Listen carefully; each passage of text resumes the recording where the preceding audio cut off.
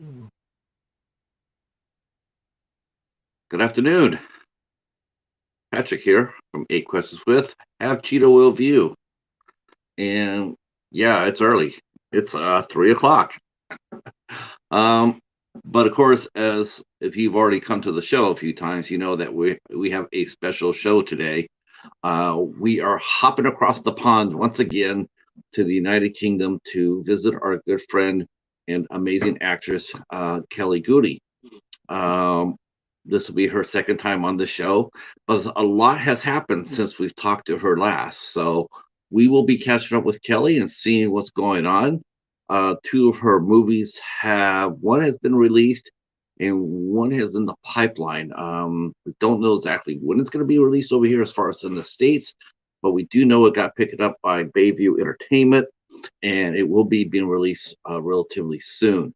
Um, that's what happens a lot of times. A movie will get picked up by a distributor, but they don't really necessarily turn right around and throw it out there onto the shelves. They have release dates, so that way they can keep a constant flow of movies coming out to the public. I know I had to learn that a little bit. Like, okay, the movie's been done, it's been delivered. Why isn't it out yet? Because they release things at their own good time.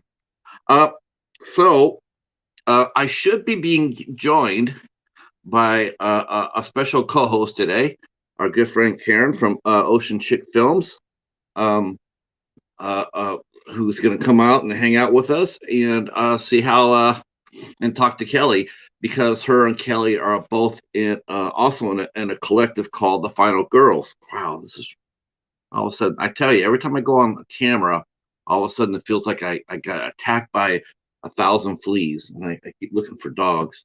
Um, so yeah, she'll be here shortly. So I will tell you what's been going on with the calendar. This is our last week of Women in Horror Month. Um, had a tremendous interview last night with Laura Laura Tyon. Uh, wow, that was a really fun interview, and what a terrific actress and a human being. And we had a lot of fun talking about her career, including her brand new movie Ditched, which is going to be. I also think that also is waiting for to be released. I know it's out. I know it's completed. I watched it, but I'm not sure if it's. Oh, I think it is on Amazon Prime now that I say this, but I don't think it's been. I don't think it's gotten a physical release yet. I know it's been on Amazon Prime, but not physical. And I got to be honest with you, hats off for Amazon for rolling that thing because that movie is bonkers. That's crazy bonkers. Good stuff. If you really want to see a good horror film, I highly recommend seeing Ditch. That one will keep you up at night a little bit. Um, all right. So what's been going on here with the old calendar? Now, as you probably would guess, and you've been here before, whenever we do a show this early, it doesn't mean this is the only show we're doing. It just this means this is just the first show. Because as soon as this show's over with, um, I will turn right around and start promoting for the other show that's coming on tonight. And we will be interviewing actress Monique Candelaria, who's appeared in shows like Lovecraft Country, um, Breaking Bad, and a movie called Driftless. She will be here with us at 8 p.m. And this is going to be a little interesting. This is going to be really interesting.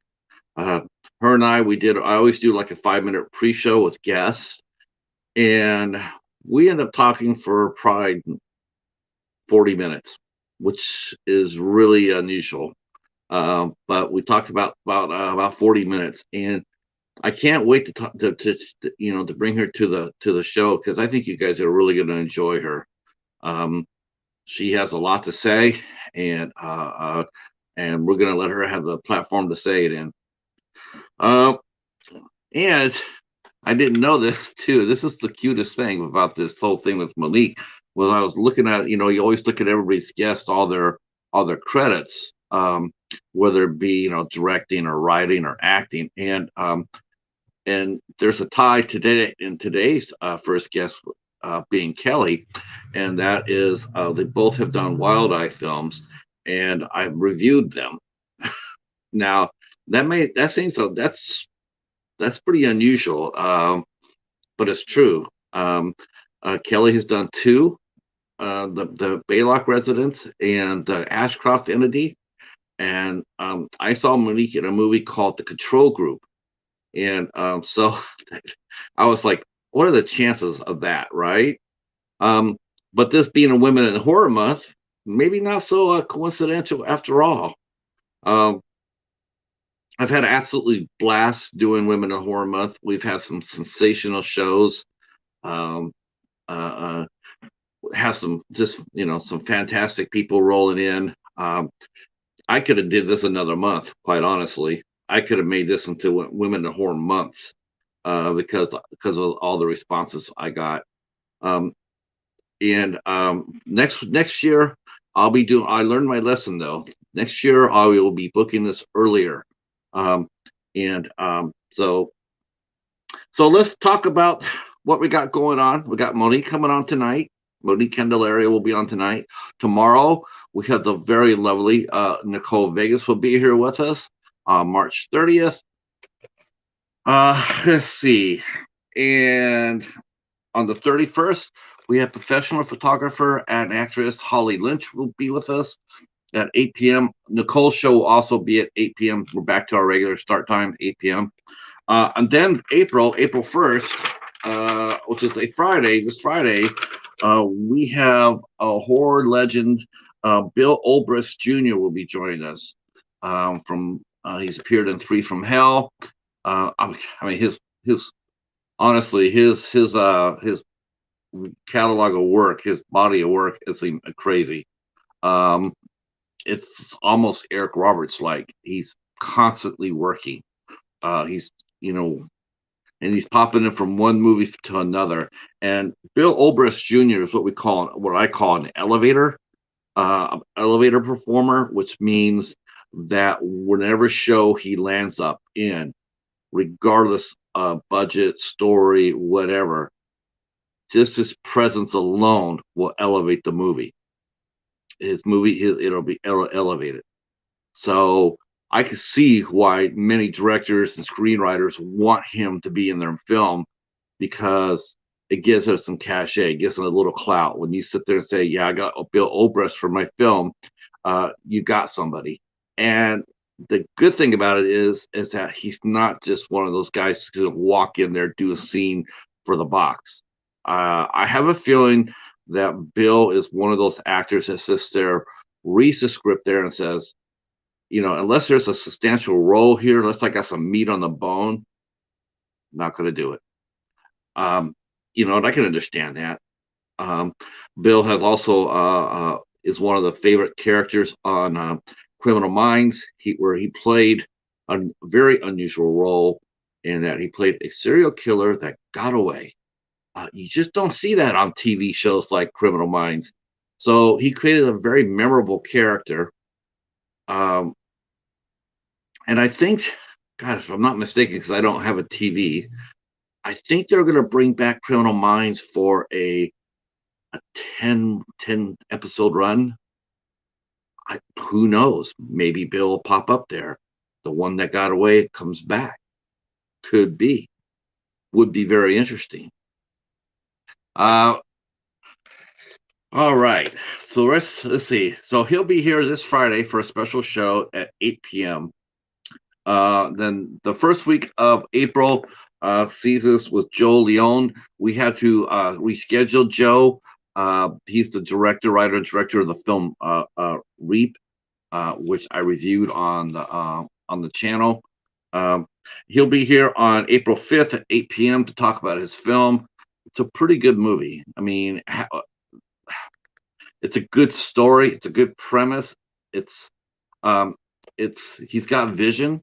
Definitely, Joe needs to have Joe just he needs to be taken to the next level. He's definitely got skills, but now he needs someone to go up there and give him a little bit more money. Sit there and say, "Here you go. We see what you can do. Here's, I believe in it. So here's a little bit more money. Go make a movie you want to make." I do believe that he could be the next big thing. And then on April 6th, we have a fun actress. I can't wait for her to get here. Tasha uh, Takasa. Oh my gosh, her credits are just a who's who of fun. Um, can't wait to talk to her. She's going to be a hoot. Um, really delightful and charming and fun. A lot of her movies we probably all have in our collections. I have to go look and double check. I think I have like two, three in my collection. If not, I'm going to get some because I want to see her work because some of those movies just look like absolute joy. Uh, so she'll be here, and then on April 7th, we have the lovely Jennifer Nagel will be here with us. Jen Nagel will be here. Malvoya, the hostess with the mostest, will be here, and she will be talking to us about her career.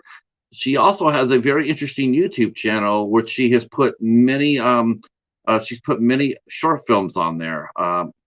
Just the little clips. I watched a couple of them today. They're a lot of fun. They're short and sweet and reminded me of watching the ABCs of Death. Maybe 4 or 5 minutes. Stories right there. So really fun channel and some inventive little horror there. So we'll be talking to Jen about Malvoya and her as an actress and where she got the idea from. So that will be on April 7th. So yay for us. Uh, on the 12th, we have Caleb Baker will be here.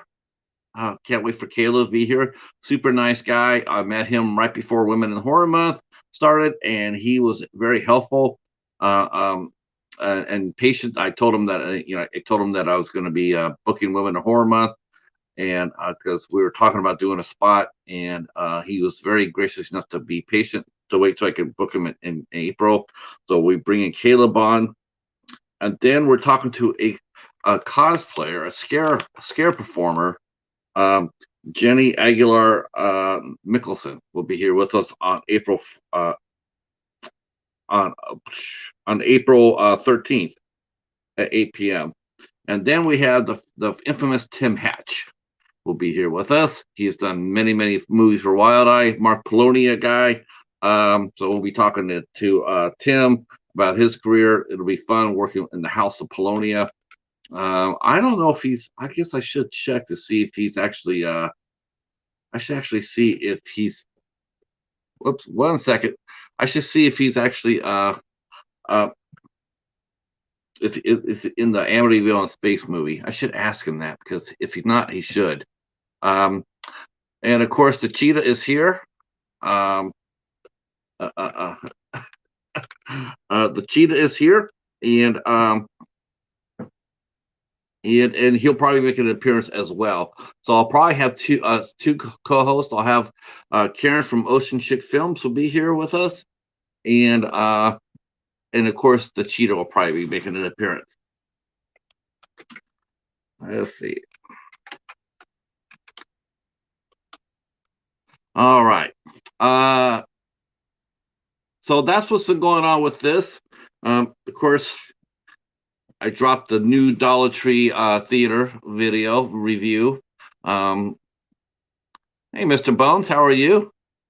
Karen is on her way up, and Kelly will be here shortly as well. And the cheetah's here. If that's important, the cheetah is here. He was soloing downstairs when I started this, and then he must have heard me talking, so he came running up to see what's going on. Of course he did, right? Um, oh yeah, I should mention too. I keep on forgetting this because I keep on doing the 8 questions with. But on Sundays we do have the Midnight Society that's going on at 9 p.m. on Sundays. Me and Al Lucard are bringing the noise. We're talking about Friday the 13th.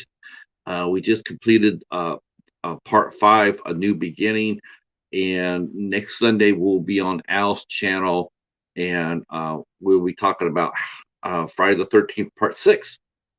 And then we'll be back. Wow. Let's see. Let me see what I do. Let me see how I do this. Let's see. So, yeah. So this, oh, wow. Holy crow. Is it already April already? So April 3rd will be on Al's channel for Part 6 of Friday the 13th.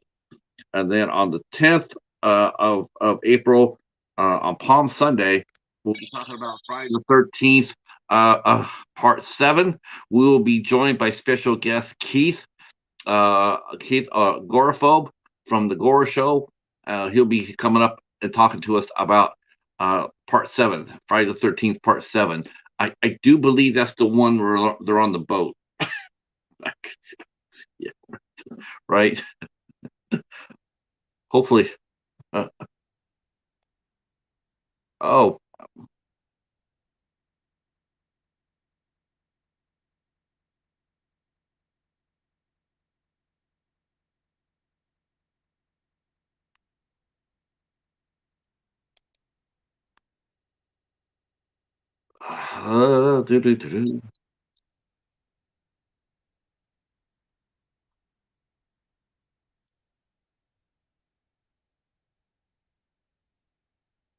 Oh, okay. Hold on one second.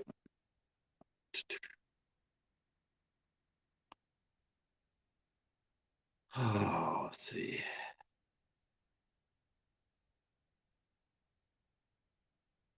Yeah, okay.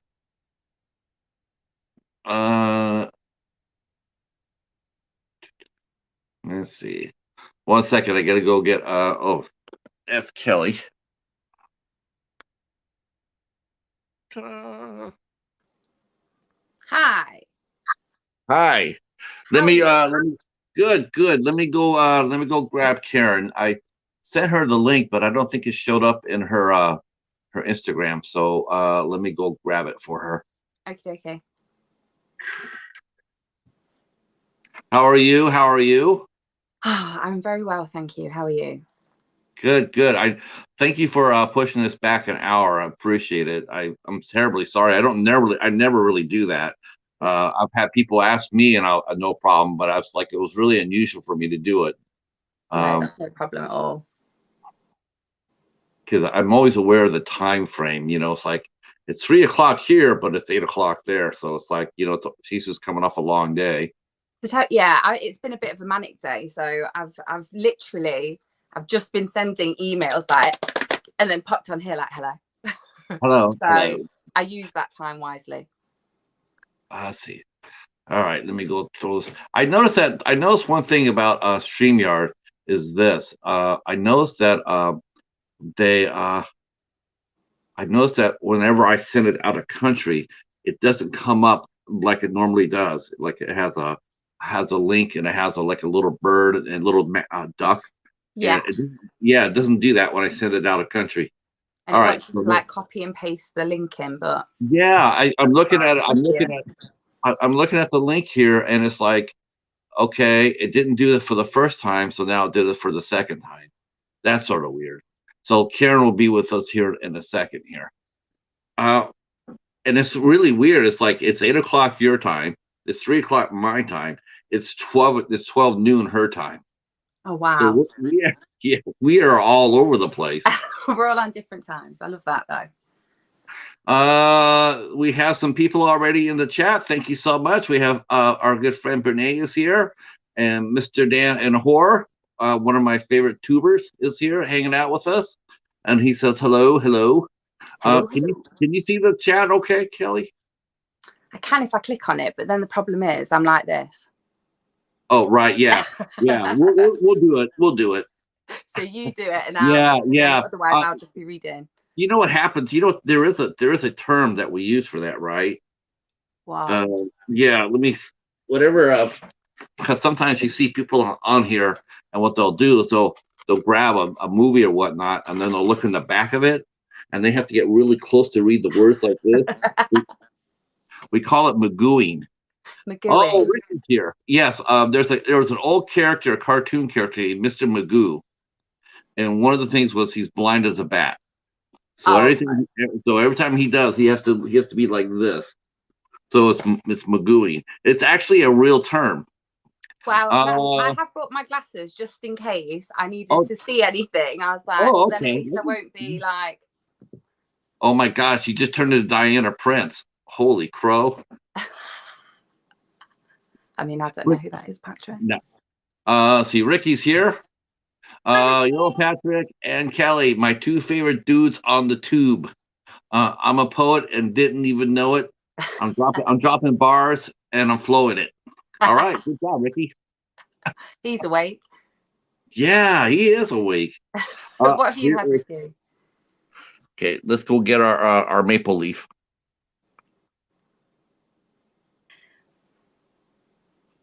Ta-da! All right, Alpha Flight is Hi, here. Kelly. Yay! Hello, how are you? Yeah, I'm fashionably late. That's how we do it in Canada. Good. I Yeah. like it. I like it. How are Hi, you Karen. guys? I very dropped the link. I dropped the link of to you, and then I looked at it, and it did not show. It showed the link, but it didn't show the bird. It didn't show Sure the you duck. did. Sure, I did. Yeah. I'm here. It's all good. Oh, sorry. Wow, this is gonna be fun. You just This is crazy fun. sort you out. So I got two of the final girls of horror in here, and this is gonna be Mr. Danahor says he has to magoo over his glasses too. Yeah. Yeah. I feel left out. I might just put mine on to join you both because you both got yours on. Look, we look very studious now, don't we? Can't Yeah, see. yes, we're all. Yeah, What's Hi, he Chloe. saying that It's so he? nice to see your face. it's nice to see you as well. This is our first time chatting. It is, yeah. It And is. it's sort of We nice to chatted see. before, but It's sort of nice to see Kelly without her being in danger too. Without Yeah, me running and yeah. crying from things. I watched your movie last night again, actually. Did you? Yeah. It was so Unholy. good. Oh, it's not called Unholy, is it? It's called. The Ashcroft Ashcroft. entity. That's it. It's called Unholy on the version Yeah, that I've yeah. got. Yeah. It was good though. I watched it. The second time was good too. Thank you. Oh, well, that's good. Yeah. It feels like that's such a long time ago. That feels like a whole lifetime ago. But and that isn't even the reason that me and Patrick started talking, is it? It was the other film. No, it was the other film. Yeah. It was the other one. I'm gonna The get in other trouble. one. I'm gonna get in trouble, aren't I?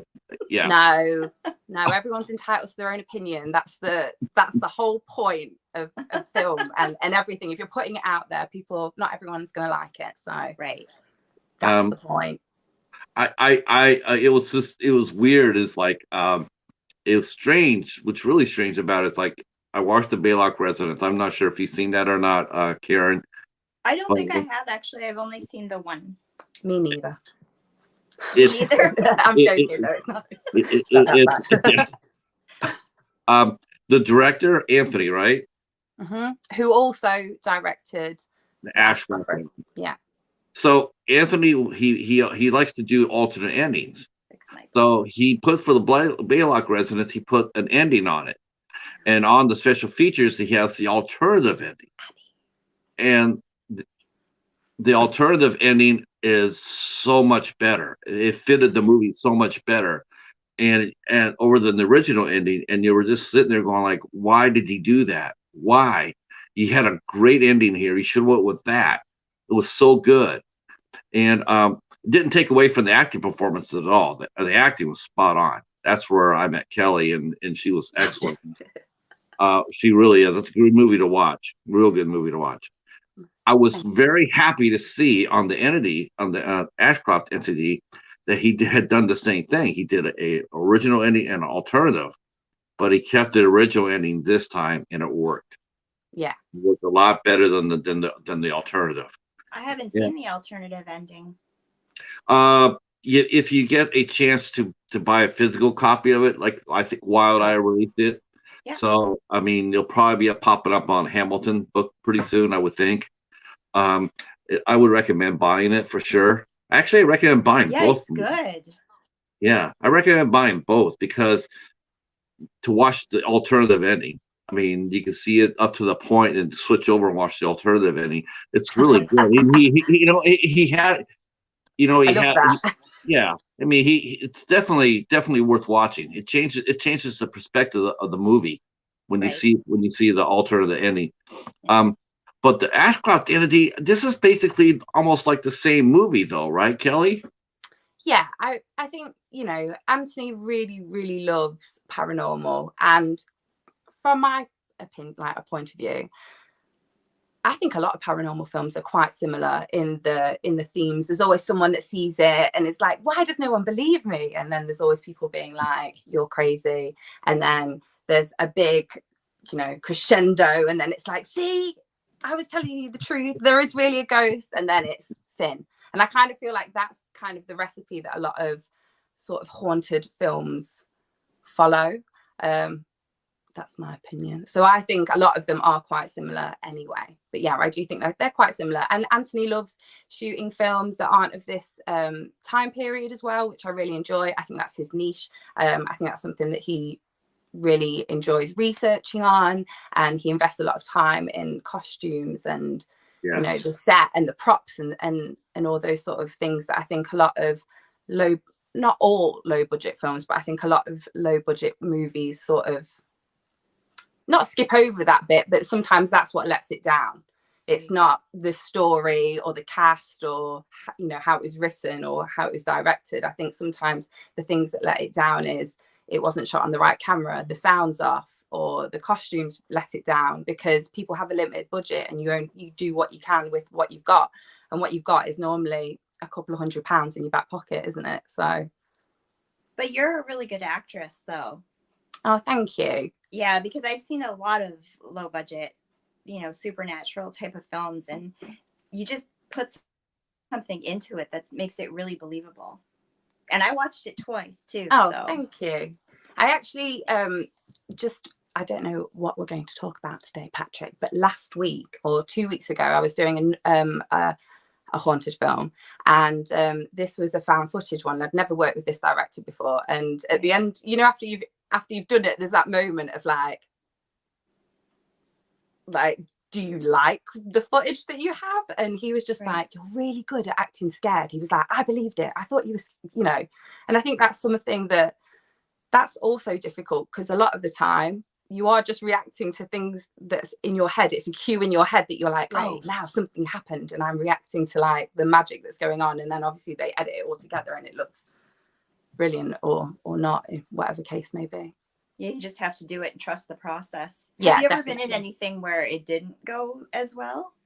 Yeah, I think I've been in a lot of I wouldn't say it at the time. You really believe what you're doing, and you believe what you're doing is good, because obviously if you didn't believe in the project, you wouldn't be there. So there's times where I'm like, oh yeah, that felt really, really good. And then you watch it back, obviously, once whoever's taken their work away, because that's what it is. It's, they take you doing your work and put their spin on it and edit it however they want it to, make the final movie. And sometimes I watched it back and thought, oh, I wouldn't have done that, or I would have changed this, or I would have made the end. Because sometimes you write something down and then you get to film it and you're just like, do you know what, this doesn't work.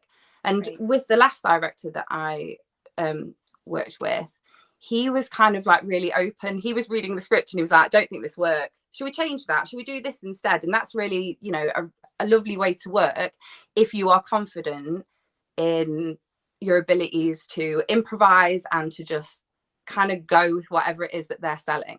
Right. So yeah, I think, but definitely there's been times when I've looked back on things and just been like, cringe. And you just hope that movie makes its way to the bottom of a bin somewhere and no one ever pulls it out. But they always do. They're like, saw you in this, and you're like, oh no. Yeah. And you can't. I'm learning a lot. Oh, sorry. Go ahead. No, sorry. I will ramble for ages. So please interrupt me. But I was. So can I. So I don't mean to cut you off. No, I think yeah. Yeah, but it's a process, right? And there's so many elements you're saying that go into it, and I appreciate that a lot more now, having talked to people that are making the movies. I think some people jump the gun a little bit too quickly and judge things. And you really should think about all the parts of it because, like you said, you did your best performance and then maybe it just didn't go together because of the sound quality or, the camera or. And I mean, and sometimes you put everything in and it's just rubbish. Like there's no two ways about it. The final product is a bit rubbish. And sometimes, you as an actor or as anyone that sort of commits to doing a project, if you put your name to, if you're saying that I'm going to show up and I'm going to do this, you're not going to let people down. And sometimes you get halfway through and you're like, oh, this is not going how I thought it would. But, you've got to be professional at the end of the day. And if you said that you're going to do something, you need to show up and put a smile on your face or cry or whatever it is that they want you to do and just do it and kind of just then hand it over to the gods and being the directors and the editors and and just hope that they pick a good take for that moment, but it's not always the case. You mentioned about you hope if it's not a good movie or a good experience, you sort of hope it goes to the bottom of the bin. I'm glad it doesn't, especially when it comes down to independent horror, like that, because one of the things you and I talked about when we first met was, there's a lot of actresses that would kill to have their name on a release in the States. Yeah, definitely. Now you've done it twice. I think. Well, I don't know. So has Baylock been released in the States as well? Oh yeah. Well, then I think I've done it thrice because April's just come out as well. So April. Yeah, April I have to give myself sometimes a little bit of a check and just say, do you know what? Still, the things that you're putting out there or the things I've been involved in have got distribution deals and they are out, and people. Sometimes I have strangers message me and they're like, oh, I just watched you in this. And that's a little like pinch you moment. And you don't want to be like, oh, I'm sorry, that's not my best work. You just have to be like, thank you. I'm glad you enjoyed it. And that's something that I have to get better at learning how to do. The more, obviously, I put myself out there. Our good friend John Shelton came in here and he's saying, happy to see a British person interviewed. All good. Now we know that John must be new to us because we've interviewed quite a few British fellas up here. We've interviewed Kelly. This is our second time. We've interviewed Donna Taylor was just here. And of course James Darren King was here. So we've had a few. We've had our fair share. But glad you're here, John. Wait a minute. You know what? I should really backtrack that up. Is it? Do you consider how do I mean, actually I should ask you this before this, Kelly, but do you see yourself as Scottish first, then English, or English then Scottish? Oh, Scottish. That's what I thought. That's what I thought. 100%. Like if someone, if on the little form when I have to write where I'm from, Scotland, every day. That's on my IDs. That's what it says on everything. Obviously if someone said, oh, we have English actress here, I'm never like, but kind of whatever. But I say that I'm Scottish and then people are like, yeah, but you don't have an accent. And then you're like, yeah, well, this happened and this happened and this is why I talk like this. And then, I always end up going into like my life story and like 2 hours later, people are like, oh God, I just asked where you were from. No, they're probably actually, if they're really smart, they'd be sitting there writing a screenplay about it. Yeah, maybe. That's what I need to do.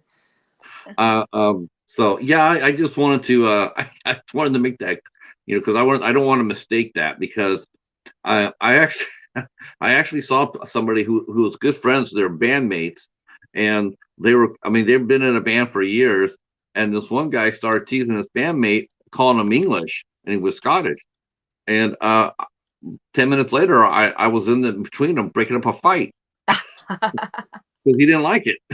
I think my dad gets quite offended if you're like, but he doesn't, he doesn't sound English. He sounds Scottish, so no one really says, "Oh, are you English?" But yeah, no, I live in England, so I don't mind. But I'm not really.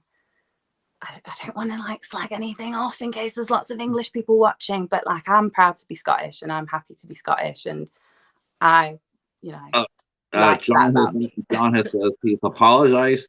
A lovely Scottish actress. John, you are now the star of the show. But you were talking about we're talking about the fact that now you're right. You're going to be on 3 movies now here in the States, and they're all being played. They're being played on platforms. There's physical copies being made. And it's there's a lot of actresses with maybe more credits, but they don't have the footprint you do. Yeah, That's how I look at it. I mean, you got 3 movies now, well, and exactly.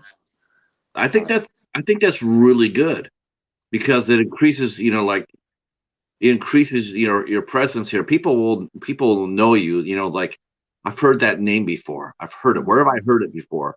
And I think that really will cause them to go look for you. To come. Okay. Especially if they're at a store and they see a movie and they're like, because that's how I do it. Yeah. I mean, when I look at movies, I don't know about you, Karen, but I know when I look at a movies, it's like the first thing I look for is a familiar name. If I see, if I see Kelly Goudie on here, I'm like, I know that person, I know her work. I'm gonna end up looking at it. I'm either gonna order it or I'm gonna buy it.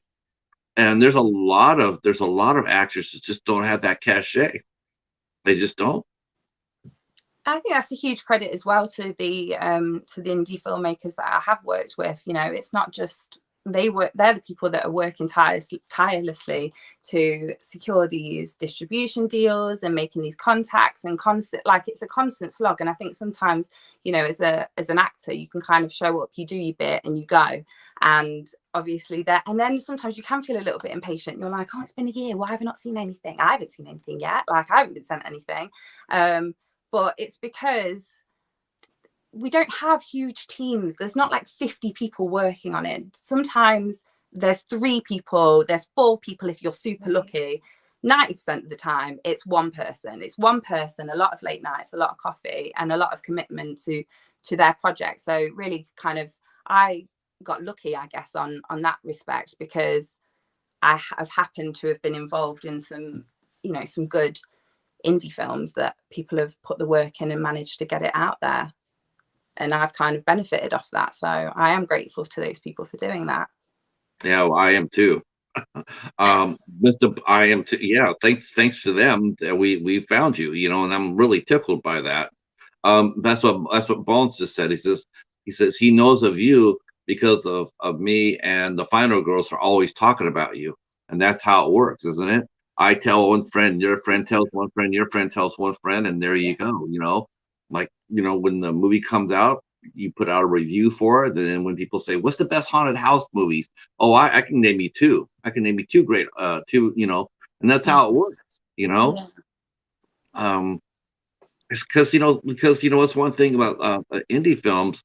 And I'm not sure what it's like over in the UK, but over here, we used to have a lot of magazines. We used to have a lot of magazines where a movie like the Ashcroft Entity or the Baylock, they would get coverage. They would actually get someone actually write an article or review or even go interview. Now we don't. Most of the online zines, the only thing they're worried about is what's coming next. Yeah, what's the next exactly. big Yep. And it's consumerism, isn't it? We always want more. We want better, like scarier films. We want more blood, more gore, more tears, more like stress. And we're always on to the next. I was thinking about this before I came on here, and I thought, oh, what if you asked me like, what's the scariest film that, in my opinion? And I feel like I'm like so desensitized just because like I consume so much and I watch so much. So then like something could be really scary and something could a few things could be really good, but I'm looking at it with like these, I can't think of a better word, but like old eyes, where I'm like, I've seen things and I want scarier things. And sometimes I think maybe I don't give credit where credit's due, because I'm like, oh, it wasn't enough. But that's because how many films are available all over the place. But just before I go off on one, I think it's so great that obviously like you guys, you're not over here, like you're not sort of like in the indie film industry in the UK, but like I feel like you guys have done like so much, especially for me and I can't be the only one. Like, you guys speak to loads and loads of like indie actresses and actors and filmmakers, and I think it's really lovely that you know, include lots of other people into this community, and you introduce people, and you know, hello, that's how I know both of you, because you talk, and I think that's lovely, and it's really inclusive. I tend to gravitate more towards indie films too. They're better. You know, there's more to them. I don't have anything against the newer films, the franchises that are coming out. Yeah, I get it, but it just, I feel like they're kind of like a slap in the face. You pay this huge amount of money to go watch, and it's just the same thing repeated. They don't care. They've just cashed in on the name, and then 8,000 channels talk about them, and you hear every single thing about them, and you get sick of it, you know? Yeah. I tend not to. I mean, there's a few super fans here. They talk about Halloween and Scream nonstop. I mean, you know, someone could eat a hamburger for lunch, and they're throwing up a live stream about it, and talking about what they had on the hamburger. You know, it's just like, you know, and it's constant. There's no break in it. You know, it's just like, it's like there's no room for anything else. You know, everybody's talking about the latest and greatest, and it's like, wow, I like finding movies like The Baylock Residence. You know, there's nothing more that I love than going and taking a chance on something. You know, it's like, I didn't know anything about the movie, but I'm gonna go ahead and take a gamble for it because it looks cool. You know, I'm not gonna sit there and go like, yeah, I'll go get the latest Scream or the Halloween because everybody else is doing it. It's like, no, I want to go see what's in the corner there. You know, what are they hiding in the corner that no one else has really looked at? To me, that's more fun, because, you know, like, say a year from now, let's say a year from now, all of a sudden, you know, everybody's talking about you. Well, here we are, the small, you know, the small of us are right sitting around here going like, I remember when we met her. I remember when we watched her first movies, and it's just, to me, it's the power of discovery. It's really fun. Yeah, definitely. I think it's like a cool little club to be part of, like, you know, just this friend, like, everyone sort of like supports each other, and well, not everyone supports each other, but you know, we try and support everyone, and everyone tries to be, you know, lost my train of thought, but yes, I agree, Patrick. Very good point, well made. Yeah, that's me and Bones we're a lot alike. And Karen's in this mix too. I got to put this in with Karen and Jennifer as well. Bones says he doesn't review new releases because everybody under the moon does those.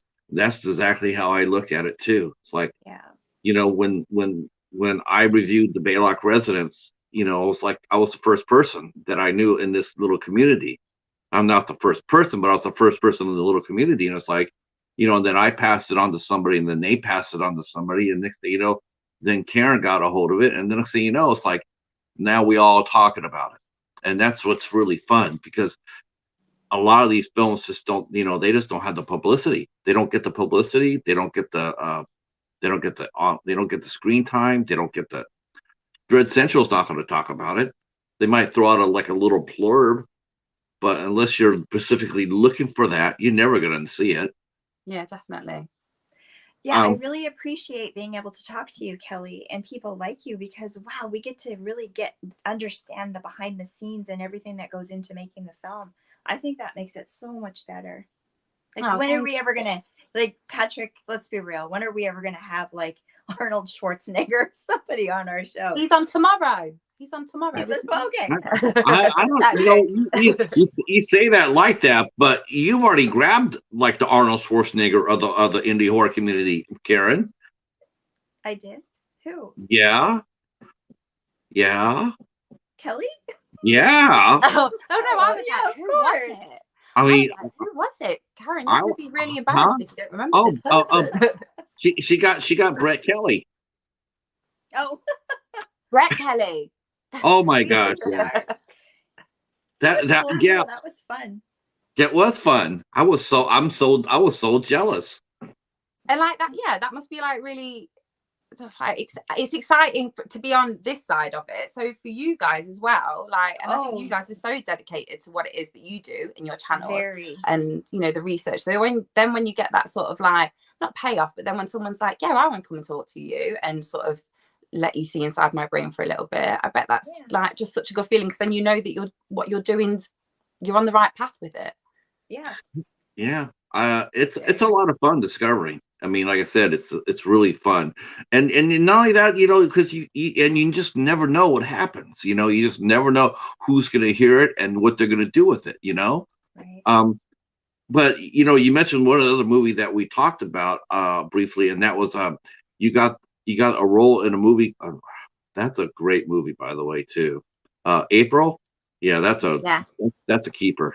What is it about? I haven't seen it yet. No, I'm a viewer. You tell us, Kelly. Okay, so April, I feel like I should read. I don't, because it's available, so I'm not going to tell all the secrets. But April is about gosh, it's a bit dark. It's set in London, and it kind of follows this guy whose life is basically is falling apart, and it's kind of like he's maybe made some mistakes in the past, and throughout the movie you kind of think, oh, maybe he's trying to better himself. Miles is trying to become a better person. He's trying to right wrongs that were either that he's done or that, you know, his family members have done. He's got like an abusive dad, and he's kind of like trying to ensure that he doesn't become like him. And unfortunately, he's so busy spending the entire film trying to get out of doing the bad things that he just does all of the bad things. And it's wow. Hard. I want to be like, and then this happens, and then this happens, but it's available in Walmart. I will say, oh, good. Bayville got it in Walmart. I will say this, and I'm saying this strictly as an unbiased, strictly moviegoer, viewer, reviewer, whatnot. Kelly has in the best scene of the movie. 100%. Like, and I do not pat myself on the back ever. I watch things back I have like huge imposter syndrome. I'll go to an audition and like they could offer me the role and I'll still come out and be like, I don't know what I'm doing. I can remember when I went to film April and I sat in the car. They were like, sit here, get ready, socialize. And I was like, oh no, thank you. Because that's what I do. I was like, oh no, I need to just go in my car and panic for 4 hours, which is what I did. Went in my car and was like, I don't know why you're doing this. You can't even act. And it got into my head, and then went in and did the scene. And it was one scene, and I'd never worked with them before. I'd never met them before. You know, I'd spoken to them over the internet. That makes it sound like I hadn't. I knew they were safe people. I didn't put myself in danger. People knew where I was. But I went and and it's always a bit nerve-wracking acting in front of someone for the first time, because you think, well, I'm here now. They're going to have to use me. So I need to do something quite good. And it was a really intense scene with lots of different emotions. There was like hatred, there was love, there was like just despair and desperation. And we ran through it a couple of times, and the director was just like, just go for it. And I was like, okay. And normally, you know, you try and just go for it and give it everything. But sometimes that little voice in your head's like, don't do this because they'll think you're weird. But I managed to shut that voice up that day. And me and Neil, who was the actor that I was acting against, Neil Ward, we were being like a bit physical with each other, because it was a bit of like an intense scene between lovers. We have a child together, and I just said, like, I'm going to put my hands on you, and I'm sorry, but I'm just going to go for it. And we just went for it. And then afterwards, I felt so good. I literally went in to get all my things and just sat in the room and like had a little happy cry and was like, did it. And then when I got a link and I could watch it, I was like, oh God, please be good. Please be good. I hope they've used the good takes and it's all edited lovely. And I watched it and I was just like, so proud. And I didn't even have to, normally I'll censor things. So like I'll quickly watch it before I show Dan.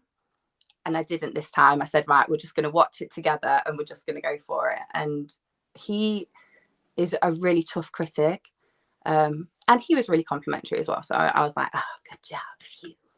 But I love it. I love it. I love Well, I Machine. can't wait to see it. Yeah, you'll be blown away by it. It's the most important scene in the movie.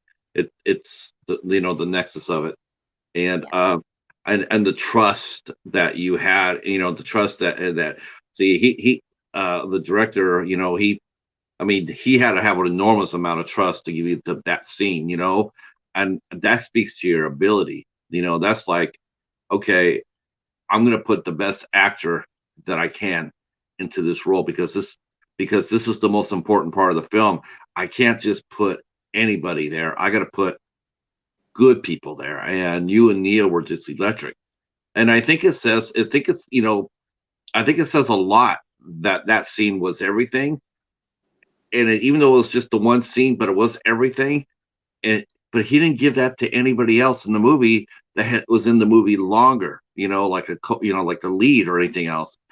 He's like, okay, I got the most important part. Do I give to someone a little bit more inexperienced? Do I give it to the actor who can really bring it? And I thought his choice was brilliant. I think he did it right. And so it definitely, it's like people might see you as the, as a screen queen or a horror actress because you're, because of Baylock and the Ashcroft entity. But I think people who see you in April are definitely, I think that role, and once more and more people see it, I like to think that's going to open more doors for you. It should. Yeah. It's that good. Yeah. That's what I hope. And I think like on our last interview that we did, and you were like, oh, so what sort of roles are you looking for? And I said, chavvy mom on the council estate that's gobby and that just says it how it is. And that's who she is. Like, that's who this character was. But obviously she wasn't as just two-dimensional as that. She had all these layers, and it was so nice because while it even was a short scene, I got to go through all the motions, like, and I felt like I loved him, and then I felt like I hated him, and then I wanted to punch him in his face, and then I wanted to like pull him in and kiss him, and it's so nice when something is written like that, and it takes you on a journey, and it's not just like, oh, you did this, and it's just, it was really well written. Neil was really good to work with. It's nice when you have someone that you connect with, that you can kind of like, it's ping pong. You bat it to them, they hit it back, and you just kind of go with how hard they hit it. And and we did. And I think at one point I came out and I pushed him right there, and I was like, ah, yeah. That didn't make the movie, but that doing it a couple of times, in the end, we were just like, oh, felt like we was going to fight. But it was, I love that. I love feeling it. Did after that role, did you feel just completely re-energized? 100%. Re-energized as far as you had such a great time doing that role. Did you just feel re-energized as far as the auditioning process goes, looking for your next project? Yeah, I think the audition was really fun. The audition was the scene. I got sent the scene, and it was on a Sunday, and I said, right, Dan, you're going to have to come and do this scene with me. So Dan always helps out with my self-tapes. He's getting quite good at it now. Sometimes I have to say, all right, you're not auditioning, so can you just be quiet, please? So this was a little bit different because he'd never done an audition with me where it was an argument, and we needed to go for it. And we did it down the stairs, and we set all the lights up and set the camera up, and we were doing it in the literally in our hallway between our front room and kitchen. And we did it a couple of times, and he was like, once you do it a couple of times, he's getting into it, and he's like arguing, and it was just a great experience doing the audition. And then we watched it back, and in my audition I was, she cries, and I was watching it back and I was crying, and he was like, you are so dramatic. And I'm watching, he's looking at me, watching me cry, thinking like, you are full of yourself, because I watched it and I was like, I believe her, she's good. And sometimes you don't always feel like that, especially in an industry where it is 99.999% rejection. It's just no, no, no. So then you do start to doubt yourself, but then you get an audition like that, you do the audition, you get really good feedback. And after I did the scene, I was waiting for them to call cut, and no one was calling cut. And I was like, oh. And then you're like, oh my God, have I forgot something? No, definitely not. No more lines. And I slowly sort of turned, really slowly. And they're all stood around the monitor, like watching it. And all the other actors that had been hiding, they sort of came out and they were like, that was really good. And these were like strangers that I'd never met, never even seen some of them before. And just to have like a stranger tell you that you're good at something that you think that you're good at 90% of the time is so like just so good for the soul. Because sometimes you think, oh, what am I doing? When people are like, oh no, you didn't get that role. Oh no, you didn't get that role. And sometimes you get these auditions through and you might not get the role and you think, how did I not get that? But it's all what is meant to be will be. And the roles that I do get are the roles that I'm meant to get. So I just have to make sure that when I get those roles, I smash it out of the park to the best of my ability, which is what I try and do. Do you think your confidence kind of will grow as your career grows? Or do you think that, having that little bit of insecurity is a good thing and helps it come out like things better? I think I'll always be a little bit insecure. I think that's part of my makeup. I think, right. But I think whilst I think it is, it has good qualities too. I think I always say humble. I don't think like, I'm never like, even in April, I was like, I could have, afterwards you are like, all right, what could I have done better? As soon as I finished filming that film 2 weeks ago, I got home and was like, I was still doing the scenes. I'm in the bathroom brushing my teeth and I'm reacting the scenes and I'm like, oh, I should have done it like that. And I think, but that's because I'm passionate and I want to make sure that it is the best that I can do. Right. But that is impossible. And I think if you ever get to a point where everything that you do is 110% and it's the best thing, you should probably stop. Because the whole point is to grow, and I think to grow you have to know your flaws. And I'm excellent advice for YouTubers, because people get very easily frustrated that things aren't performing and the numbers aren't there. But I think the point is you should always be looking within yourself and improving what you're doing. And I think that's really good advice to give whoever's listening right now, for them to hear. It's hard to follow, isn't it? Like sometimes you do have these days where you're like, oh, I can do anything, like I am woman, hear me roar. But then other days I wake up and I'm like, I literally don't know what I'm doing for my life. But then I'll go somewhere and someone will say something to me. Or so I have a drama school, and one of my students' mums came up to me, and I was having a bad day this day. I don't know why, but she said, oh, just to let you know, William has decided that he wants to be an actor because of you. And if he can't be an actor, he just wants to come and work with you. And I was just like, that's just the best thing. So it's about kind of like, there's little pick-me-ups of confidence. You just got to kind of look for them and not focus on like one thing all the time, I think. Right. Yeah.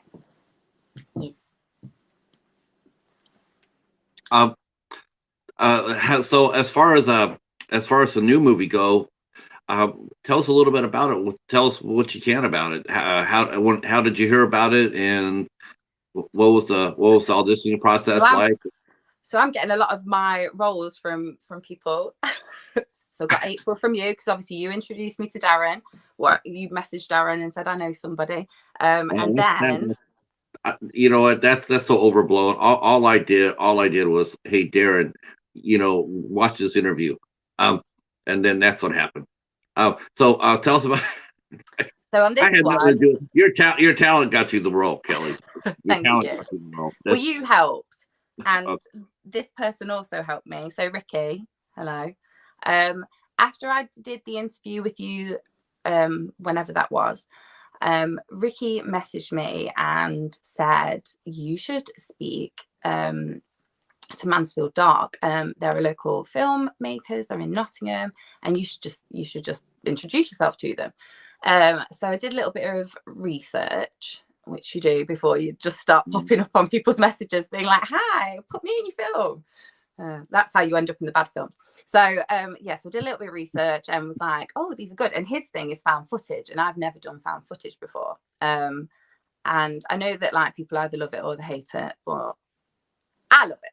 So yeah, I just messaged him, and then we met up for a coffee, and I think that was just to gauge like if we got on, blah blah blah blah blah. And then he asked me to do an audition for him, which I did. And then he came back with a script for just as for a found footage, which was first time doing found footage. It was tricky. Like, it was acting, camera angles, holding this, and then sometimes I'm holding two cameras, and you know, there's a camera over there, and there's a lot to do. There's a lot for my brain to process. And sometimes I was like, oh my God, I was doing really good acting, but I've got the, you know, I need to make sure that you can see my face. So we did that. We shot it in, we were supposed to shoot it last year, but because of COVID, excuse me, and then I think he got COVID, and then it just wasn't a good time, and then it was Christmas. So we filmed it in 5 days, 2 weeks ago. And it was, you know, intense, long days, but it was a laugh. It was just, for those parts, it was just me and him. There are some other actors that are going to be put in, which is, he's doing those sort of bits now. And it is about so what we've done, I told him obviously that I do some special effects makeup. And that is something that I was kind of like wanting to slowly put out there, because, you know, because I like confidence. I can't just be like, yeah, I can do that. I'm always like, well, maybe I can do a little bit of that. So he was like, let's do this. She's a very kind of stereotypical YouTuber. Hey guys, blah, blah, blah. So she's a YouTuber, and she's a stupid YouTuber. Not like, no disrespect to any YouTubers, but she's just there for the likes. Okay. So at the start, we know a few of those, don't we, Karen? That's who this girl is. She's a Wally. So there's a very strange proposition at the start of the film, and she's like, oh, but what about my followers? Like, and she's just doing it for the likes, basically. She puts herself in danger. She's an idiot. I absolutely would not do any of the things that she did. But yeah, that was a really fun experience. So I think he's got lots of other bits to do, and he's a one-man band. So I think he's aiming to have that finished for Halloween this year. Yeah, that's that. Now, have you ever watched found footage films yourself, Kelly? You ever watched those? You ever watched the genre? Yeah, I mean, I've watched a few. I know that obviously when COVID happened, they weren't necessarily found footage, but there was a lot of this like remote filming, you know, lots of like murders on Zooms and things like that were happening as well. So yeah, but I know, you know, obviously Blair Witch was massive, and I know I'm talking about popular, like the big commercial films. I'm not talking about the indie films, but yeah, I enjoy it, and I think that is scary. You know, like seeing someone's snotty nose. That's real. That's not like, camera angles, jaw lines, and like, is she stepping out the shower seductively while there's a murderer behind her? Do you know what I mean? I think it's real. Yeah, I think a lot. This is my personal feeling. I think a lot of people, they hate on the Blair Witch Project. I think the reason why they hate on it so much is because they refuse to really acknowledge one thing, and that is, it scared the shit out of them. Yeah, definitely. It really did. It's like all these people are sitting there going, I hated that movie. No, you didn't. You didn't like it. You didn't like it because you were scared, because it's a scary movie. Yeah. You know, I don't know anybody that when it came out that hated it. But now you see that now, and it's like, no, you just didn't like it because you got scared, and you're too much of a, I guess, a Wally, I guess, to admit that. I love found footage films. Yeah, I have no problem with it. The only thing that bothers me about found footage, and it's like it always seems to be doom and gloom. It's like you sort of know the ending before you start the movie. And I think sometimes they need to get away from that. Like, you could take it up to a certain point, then have a regular ending if you can. That's the only thing, throw off because it's too much of a formula. But how did you what did you do to get into your character's head? How did you create your character? So I watch a lot of YouTube, and I watch a lot of these girls that I just sort of mocked. And I think kind of she's not like a caricature of those. She's, it's naturalistic. But it was kind of about just creating this person that was the opposite of me. Like I get nervous putting a picture of myself up on my own Instagram page, like my personal Instagram page where it's just my friends that follow. I'm like, oh my God, is that fine? And then sometimes I'll post it and then I'll be like, oh my God, I need to delete it. But she's not like that. So it was just about taking me and like flipping it. So any sort of like common sense, any like little seeds of doubt that I have, she just doesn't have, and she's just fearless. So I pretty much just played the opposite of me. Again, that was obviously there was a script. Some bits are improvised, where the director was like, this is what I want to happen, which is fun because I think there is a lot of comedy in this because, sometimes when you are just talking to yourself, I come out with a couple of bits of gold sometimes. And I was like, that is good. So then, when we do it again, I'll be like, right, I'll put that line in. So yeah, I think creating her was quite simple because I watch YouTube all the time. And even those people that I don't like on YouTube, even those like really famous, like beauty gurus that I don't necessarily follow because I'm a fan of, I'd watch for a bit of inspiration. And they do have this fearless side to them. Obviously that's what they're putting out. You don't see what goes on behind closed doors and everything, but it was just about playing that facade of like, hi, I'm so confident, I don't mind looking ugly on camera because I've got 1 million followers and you love everything that I do, and having that like sort of air of arrogance, like I can do no wrong. So just being the opposite of myself. That's fun. Last night my daughter and I watched a bit of the Academy Awards just on YouTube, little clips and things. We had a lot of fun with it. I'm not going to say anything, but we were having a lot of fun with it too. I was like, but sometimes, like, even so when nice you watch, to have a designer designing your gown. Yeah, and they're like, yeah. And sometimes I was watching them pose. The camera's cutting, and they're like, some people are in front of the paparazzi, and they're like, and I'm just like, how do you look like an actual model? Like that's an actual like. How do you not feel stupid? Like. Like how does that, but because they know that people are going to buy that stuff anyway. It doesn't matter what they're wearing. They could wear a bin bag and someone still buy the magazine and they still make money, right? So I just have to believe that about myself. Yeah. Does this movie have a title yet, a name? Not yet. No, not yet. Okay. You'll let us know then when. Yes, I'm just thinking, well, does it have a name? I don't want it to say the wrong name. How bad is this? This makes it look like I've got loads of projects. Like, oh, let me just check. Your book. I don't have loads of projects. I have this and another one. No working title. No name as of yet. Okay. While she's doing that, I want to acknowledge some people in the chat. Echo Cyril is here. He says he saw Blair Witch when it first released on home video.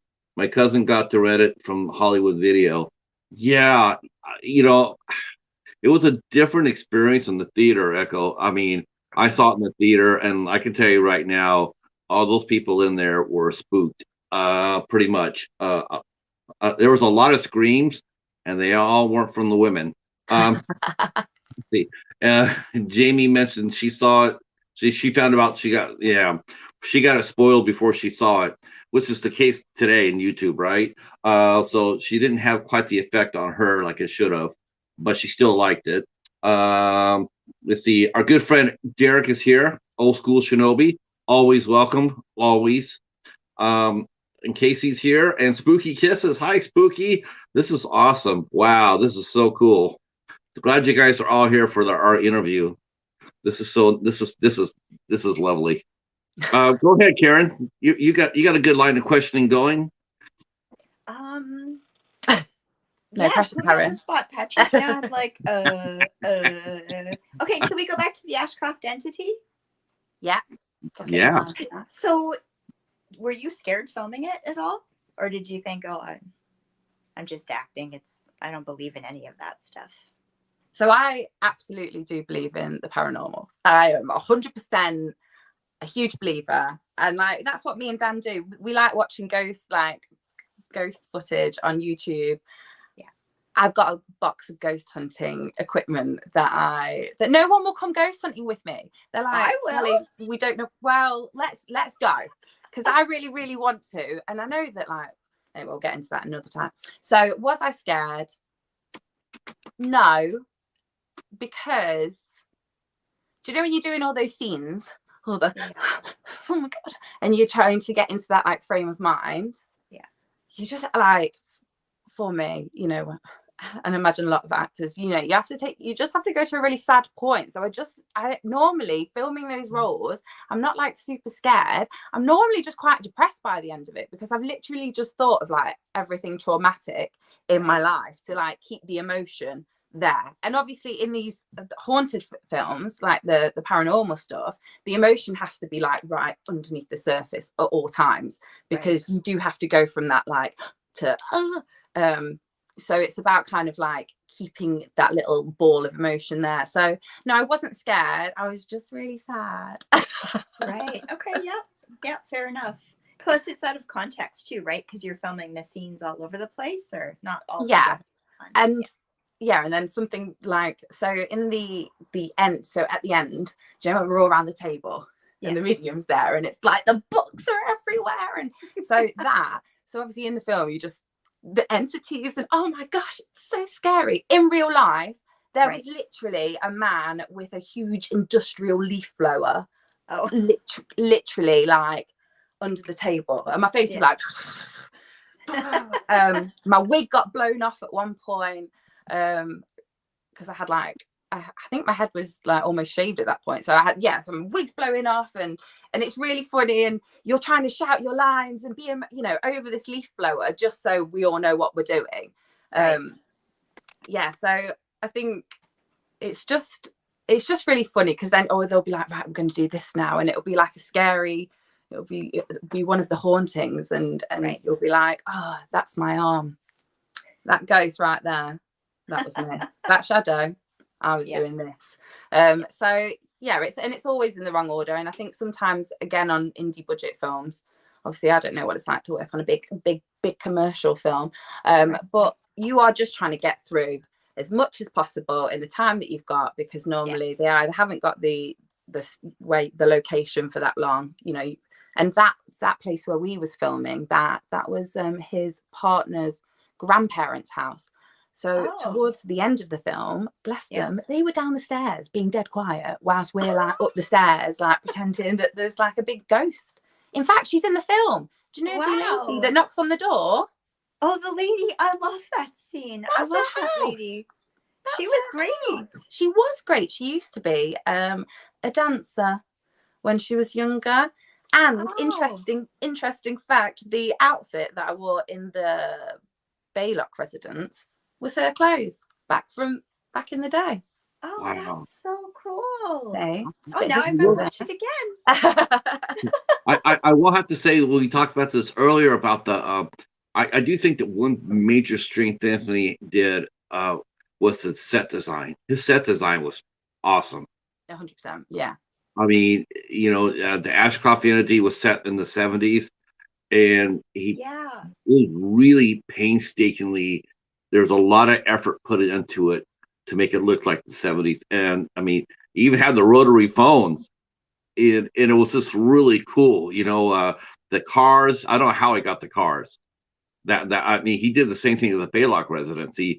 It was set in the 40s, and he got the cars from the 30s and the 40s there into the movie. I was just like, wow. I mean, a lot of time it's literally just asking. It's just going on like Facebook groups, going to like car enthusiast pages, you know, and being like, hey, I'm doing this, can someone help me? And you know, the worst case is that no one comes back to you, but 9 times out of the 10 there is someone that's going to be like, oh, but again, that's you know, it's a time restraint, so they're available for 20 minutes on this day, so you have to get everything that you need to get done on that day, because they're doing things out of the kindness of their heart, or for, you know, not a lot of money.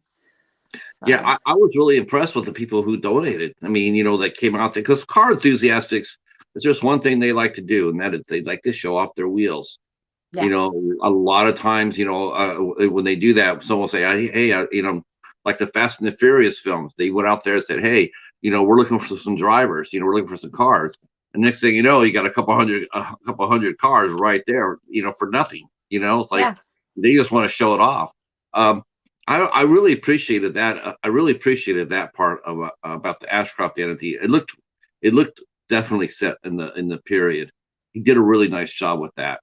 Yeah, it did. Absolutely. Sometimes that's not always the case in movies. You know, they try to replicate that time period, and they don't quite get it. You know?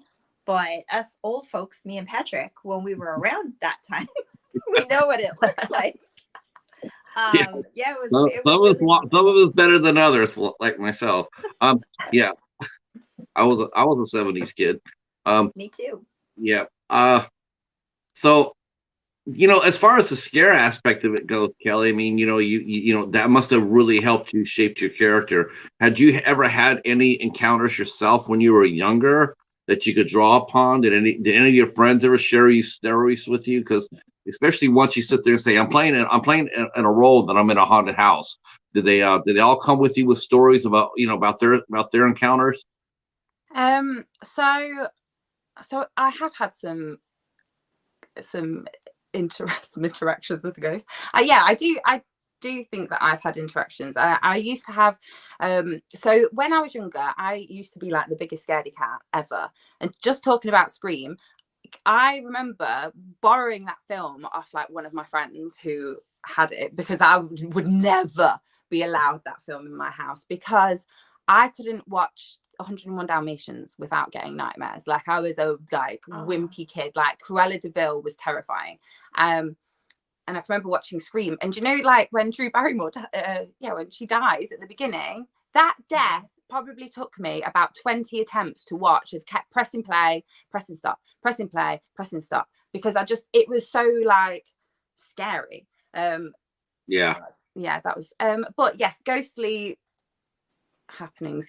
When I was younger, I used to dream a lot about it was dreams, but I don't think it was dreams. There was always a little girl that was just around me, and without getting like too deep, so my mum passed away when I was 5, and she's been around. I don't know, she's definitely, like, I can remember when I was about 12, and I had like a bed that had like the bed on the top, and then it was like bunk beds, but it had a sofa underneath, and obviously I was asleep on the top bunk, and my mum was just in my bedroom, and she was sat on the floor, and she had a t-shirt on, and my mum had motor neuron disease, so memories of her, she's in a wheelchair in all of my memory. All of my memories, all 3 of them. But when she came to visit, she was just sat on my floor, and she didn't say anything. She was just sat there, and I got out of bed and just went and sat with her, and woke up, and I was on the floor. So I absolutely believe that happened. I used to feel people pulling my hair all the time. When I saw a medium in Spain she was a medium from Holland, but she lived in Spain. There was no way that she could have known anything. And she told me things that literally blew my mind about my mum. But of course, because I was so young, you know, when you're just like, I mean, I don't even know if that's true. It could be true, but I was 5 years old. Like, I'm not going to remember these things. Right. But she used to tell me that it was my mum pulling my hair. And then a few years later, I went and visited somebody who used to look after my mum before my mum passed away. And she just said, she was telling me, she was like, what do you want to know? And I was like, oh, I just want to know, like, cool, like, just tell me little, like, trivial things about her. And she said, because my mum couldn't use her hands, what she used to do before I'd leave, she'd tell me to come next to her, and she'd literally grab the smallest amount of my hair and just give it a little tug. And it was kind of like, that's if you're naughty. Like, so she was telling me off before I was naughty. And yeah, then it's kind of like, as I've got older, all that's, you know, been put together. And so, yeah, I have had experiences with ghosts. None of them have been bad. Dan thinks, because I feel things in every house that or everywhere. Dan doesn't think it's the houses. Dan thinks it's me. Dan thinks that I'm like, there's things around me. And I've gone to like spiritualist church, because I was right into this at one point. I was like, you know, when you just kind of want to believe in something. So you're like, I'm just going to go to everything and I'm going to listen to what everyone's got to say. And I went to a couple of spiritual churches, and they would tell me that I had like loads of people around me. But I've never felt like scared. Ghosts don't scare me. Like, real human beings terrify me. That's real scared. I've been scared when I've, you know, been followed home from somewhere, or, you know, someone's doing something that is making me feel very uncomfortable. That's like, you know, that fear where you're like, I need to run. Like, I actually need to run now.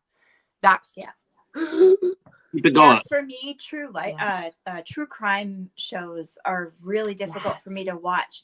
It has to be the right time of day. I can't watch it before I go to bed. It scares me so much more than ghosty stuff. Is kind of, I'm just really interested in it and I want to hear things about it. But true crime really does freak me out. I think like the ghost thing is kind of like, it's that excited scared where you're like, ooh.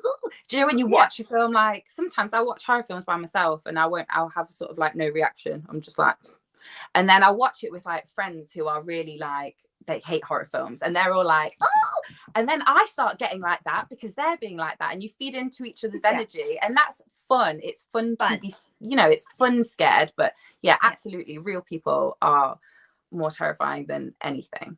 Yeah. So you like doing the drama kind of stuff. So will you have sort of troubles with that when you're reading a script that's about a killer and it's very disturbing?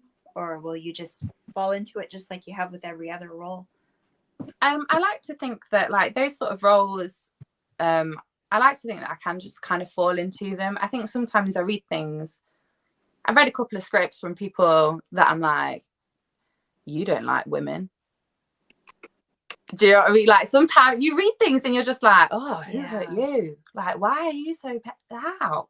And so sometimes I'll read it and I'll be like, oh, or then this will happen, and then then this happens to her, and it's just like a whole heap of like violence on women for like not any real reason, and like that's when I'm a bit like, oh. But I do think, you know, I think if I've the latest script that I've read is a bit different because I'm the baddie. And I never play a villain, and I get to be the villain, and I'm like the scary person. So I can't wait to be her, because I read that and I was like, yo, she's dark. And that was exciting because I was like, that's meaty to me. That's like, how am I gonna make her as scary as they've written her? Because she's dark. So I do like to see you in a role like that. I would. I'm excited to see what happens, because she's like, I think she's like a cult leader, and she's kind of at the beginning she's all very like calm and then I think like obviously the mask starts slipping down and she just becomes like more deranged and unhinged, and she's got no boundaries. She's just like and I think normally we see men play these roles and they're scary, and I'm just going to try and make her like as messed up as possible, because I want people to be scared of me. Right. I'm trying to imagine you as a villainess right now, and I'm just like, I can see that, and I'm like, I'm sort of like getting sort of scared, because it's like that'd be frightening to see you mad at me or wanting me to come inside your cult. Let's see. Doomsday Crypt is here. Hi, John. How are you, sir?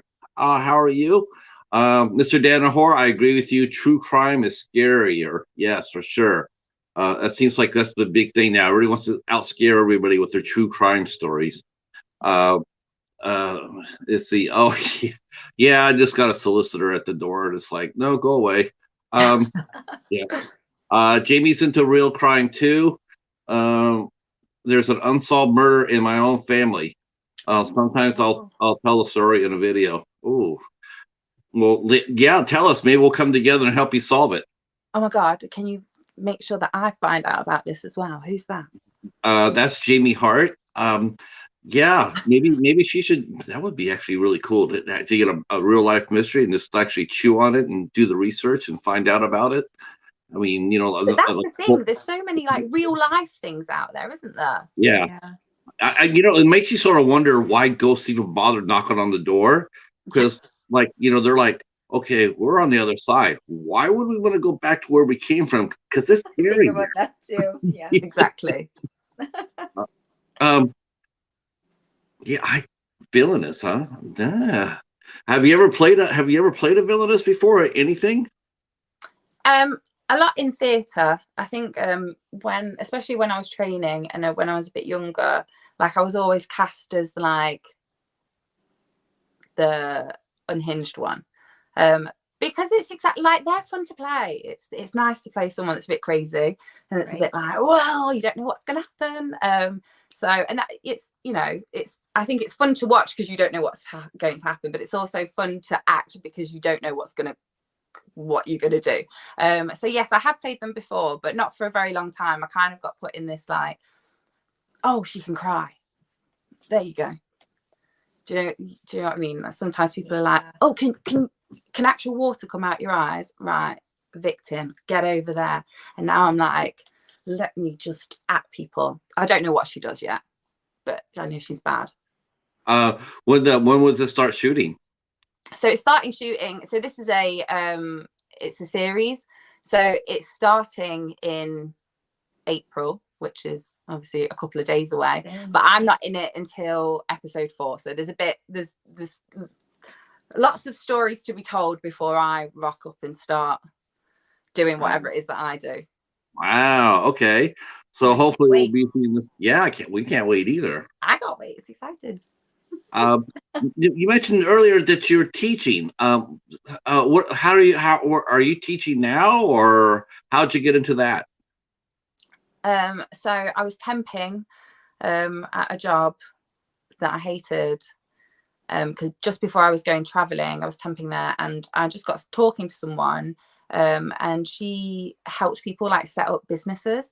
And she was like, oh, what do you do? Blah, blah, blah, blah. And I told her, and normally you're like, oh, I'm an actor. And people are like, oh, right.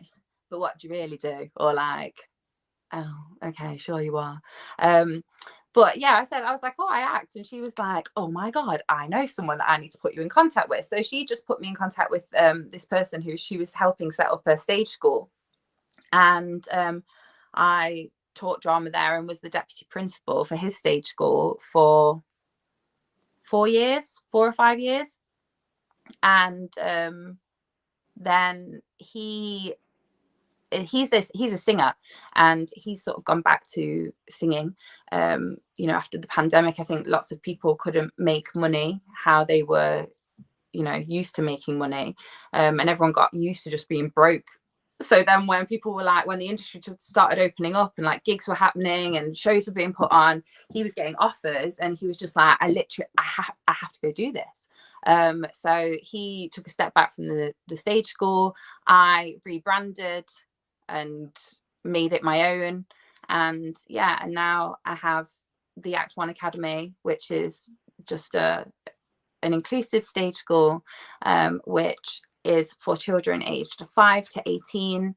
I say I'm all about ambition over ability. I'm not, it's just like a fun place for kids to come and just gain confidence, and I just try and be obviously a good teacher and pass on the knowledge that I know, but more importantly just try and be like the best cheerleader that they could have whilst they're growing up, so then they just think that they can do anything, probably creating little monsters to set out into the world, but I'm just like, yeah, you can do it, like this is going to be brilliant. So yeah, that's what I do, and I really love it. And I think when I was at uni, people were like, oh, you'd be really good on kids TV, or you'd be really good at this. And I was always like, oh no, like I'm gonna, I'm serious, blah blah blah blah.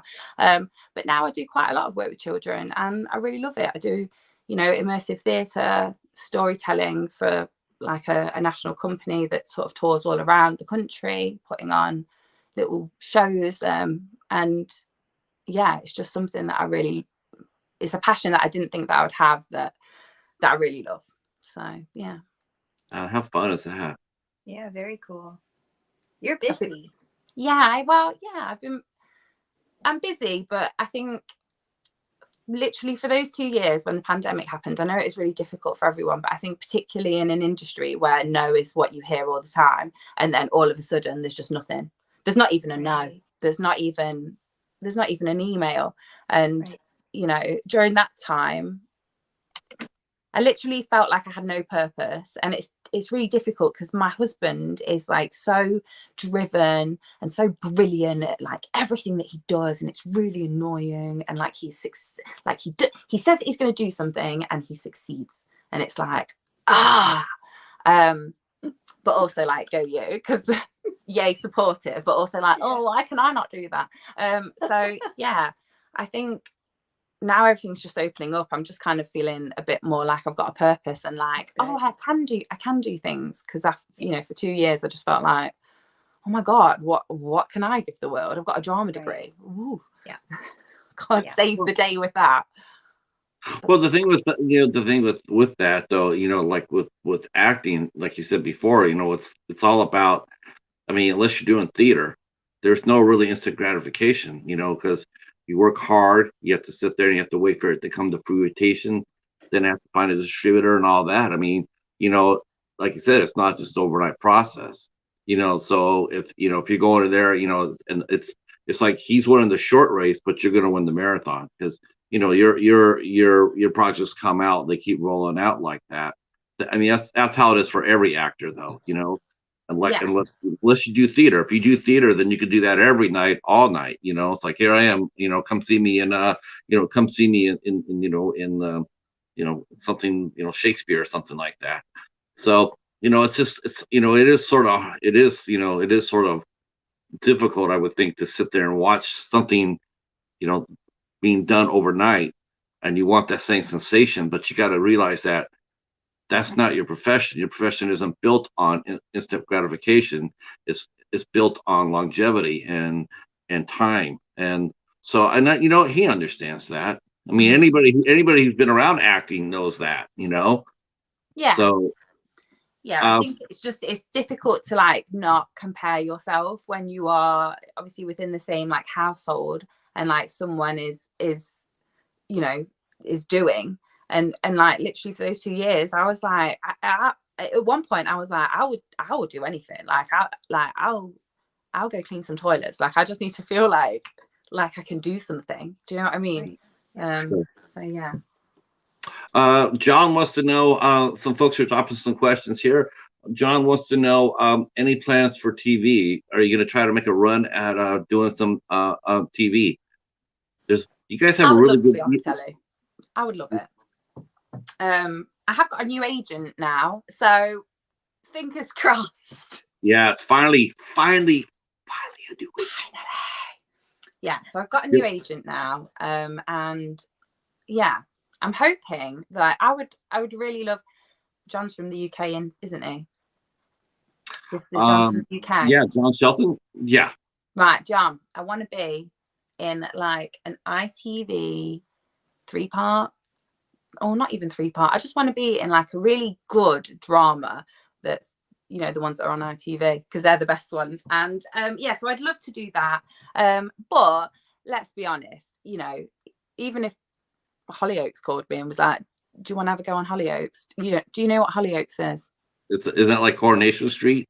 It's worse. But yes, sort of.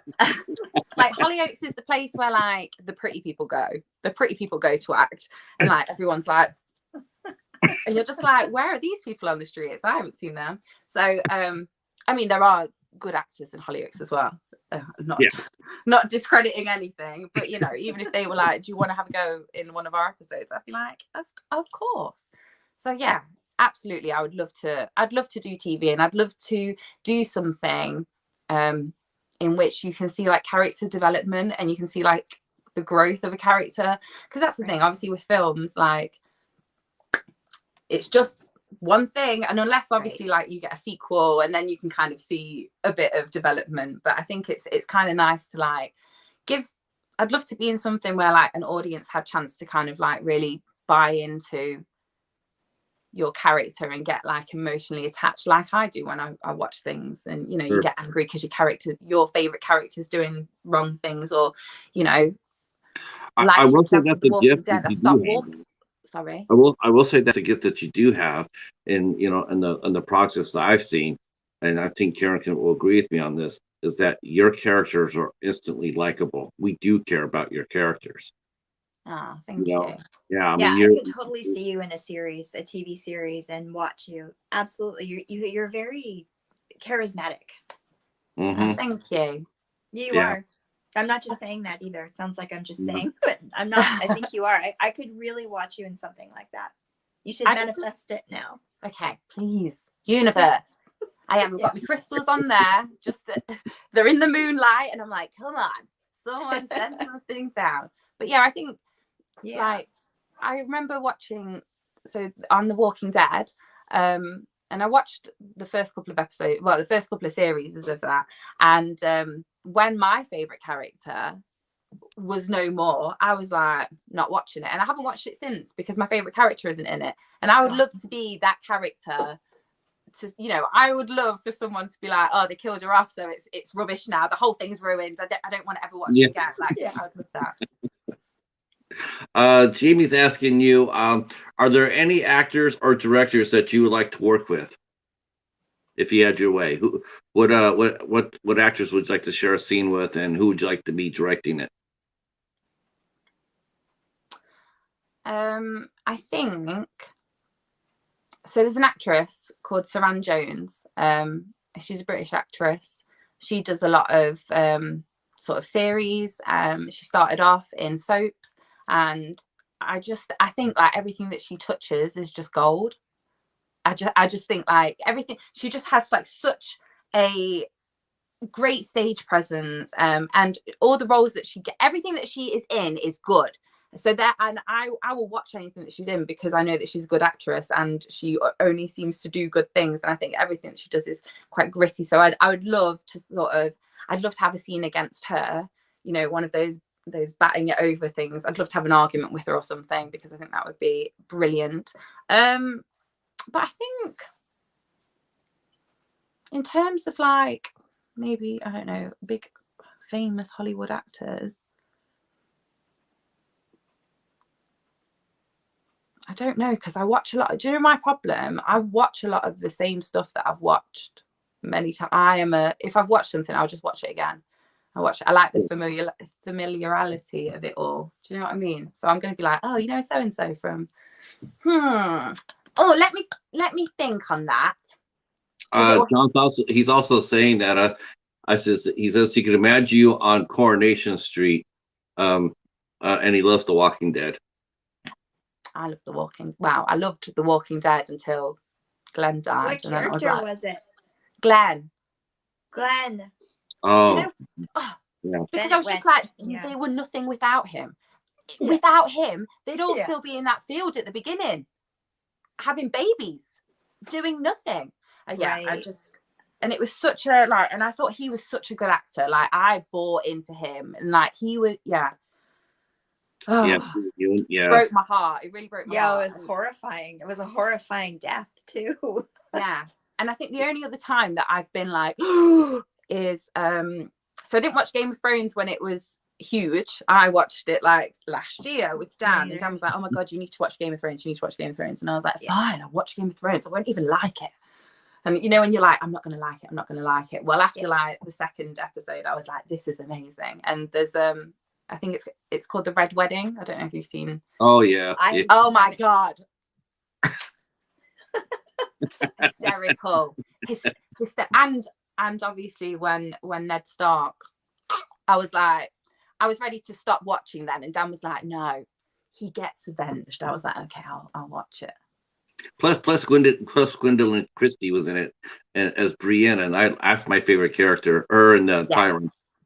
I absolutely love Gwendolyn. She is cool. She was amazing. Yeah. Just put me in the Game of Thrones. All of those. I think not all of them.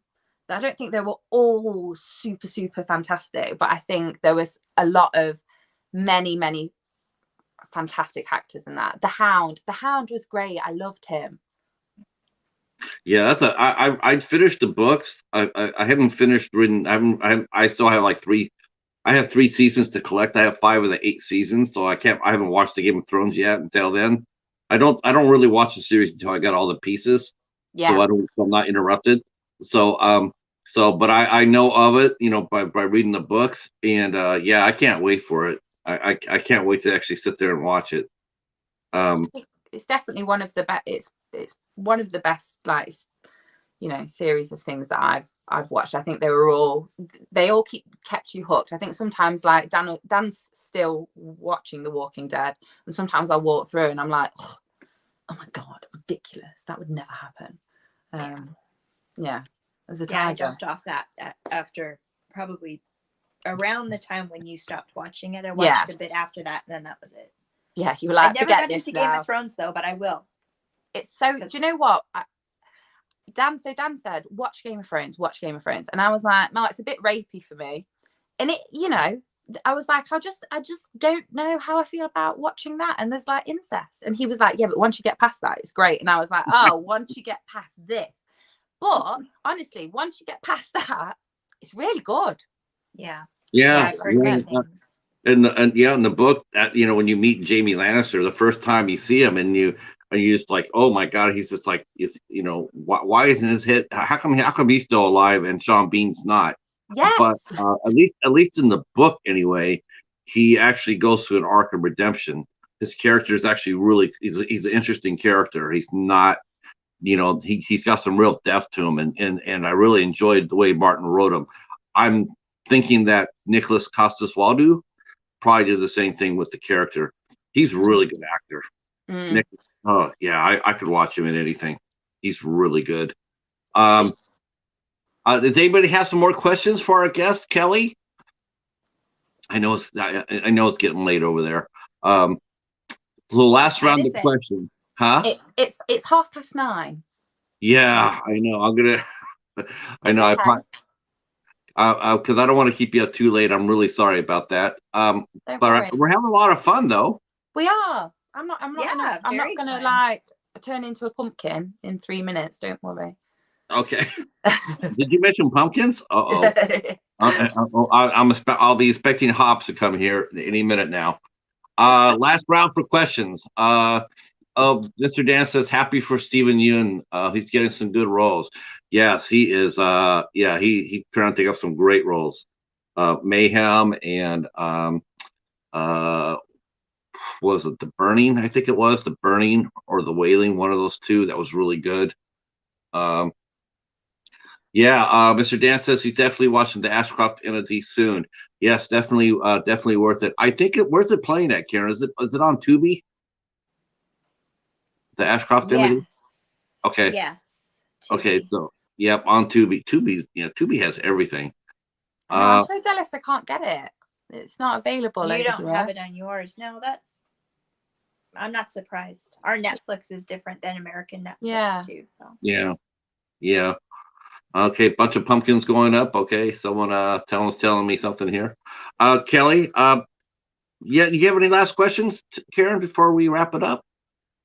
I'm really looking forward to seeing the new stuff that you're doing. I'm going to watch the Ashcroft entity again too. I'm going to. Oh, thank you. Wait till you see April. You'll be blown away by that. That'll be for sure. Definitely. I hope that people see that, and I hope he wins some awards for that once it gets out a little bit more. I think it's definitely the movie's definitely worth. It's a really good movie. And it shows off, so much talent, between you, Neil, Darren. I mean, yeah. Darren was fantastic in it. Darren was really good in it. And I hadn't obviously seen that side of him, because when I went, he was director Darren. So he's behind a monitor, he's got a script, and he's not stressed, but he's really intense. And then I saw him obviously playing that character, and I was just like, oh. And then I messaged him, and obviously, and told him what I thought about it. And you know, Darren and I have got some plans to do a short together. It's written. Neither of us have got any money though, but you know, this is what it is. We've got there's plans. There's always plans. There's always, you know, there's a concept, and we've both said that when it happens, it'll be us two, and you know, that's it.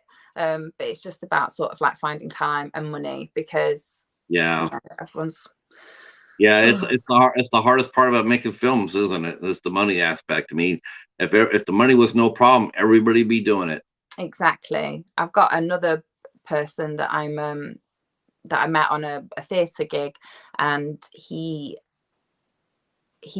in Nottingham as well, so he was like, oh, we should do stuff, and so we're sort of sending scripts to each other, and it's just kind of nice to, like, even if it doesn't happen, or even if it doesn't happen for 6 months, it's nice to like be in that process and just kind of feel like, so then when, you know, I'm not getting an audition through or something, you know, whatever, you kind of feel like, oh, I'm still in it though, because I'm doing X, Y, and Z. And you feel like you're not just as good as your last role, because that's what it is. You feel like unless you are acting, unless there's a camera on you or there's an audience in front of you, sometimes you think like, oh, what am I doing? Like, am I still an actor now?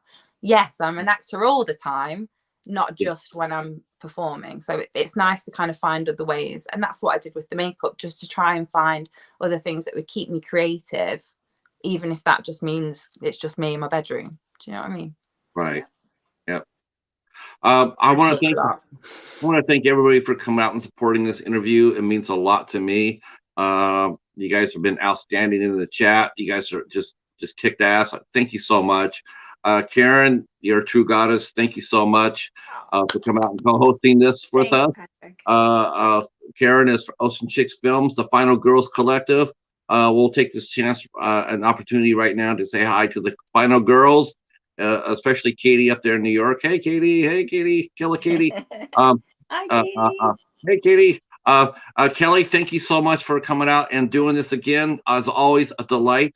We will now I can actually come back and talk to you some more. I normally, before an interview, I always dry up because I don't want to talk about what we might be talking about during the interview. That's my process. There you go.